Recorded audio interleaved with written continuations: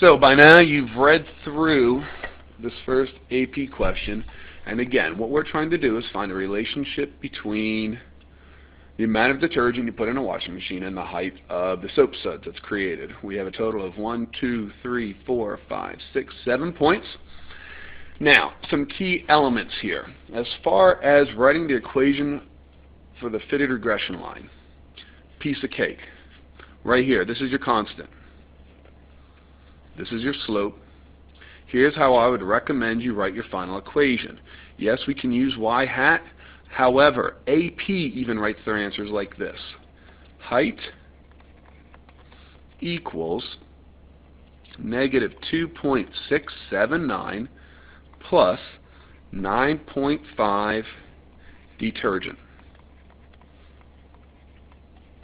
That's it. That's the equation of this fitted regression line. Again, they say here define any variables used in this equation. You've defined the variables. This is x, and that's your y hat. So that's it. That's part A. Part B. Note that S equals 1.99821. Here's what that represents. This is the change in y between different samples for the same x. For instance, for part B, what this value here represents, the change in height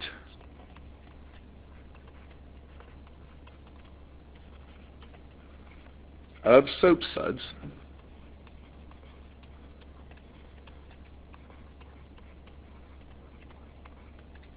between different samples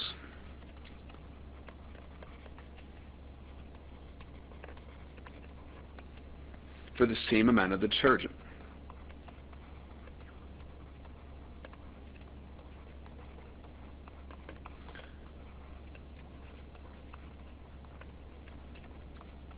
That's what this S value is used to do.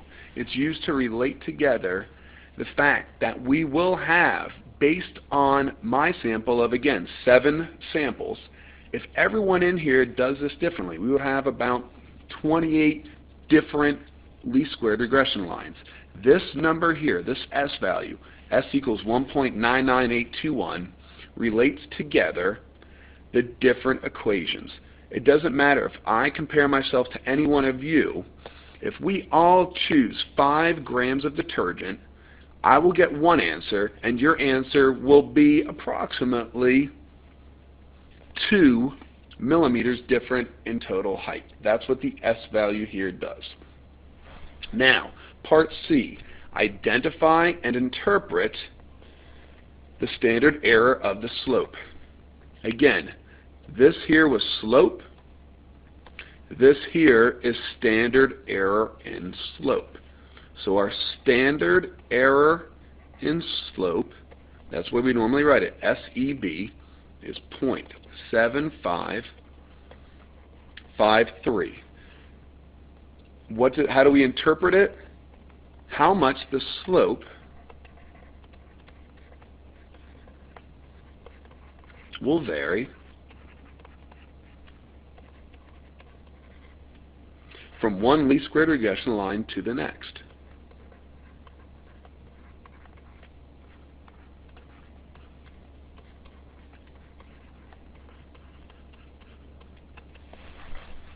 So again, identify the standard error of the slope. It's given to you in this table. Everything is given to you in this table here.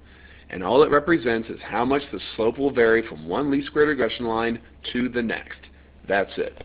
By the way, congratulations, you've just gotten a perfect on last year's second AP question. Alright, at this time what I want you to do, turn the sheet over, read the problem.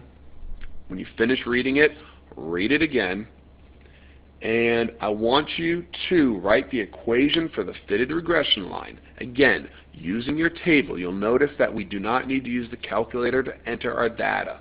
That's fine. Create the regression output, and then I want you to try to do parts A and B right now. We'll give you about 5 minutes. We'll come back together here, and I'll go over that one with you in a few minutes.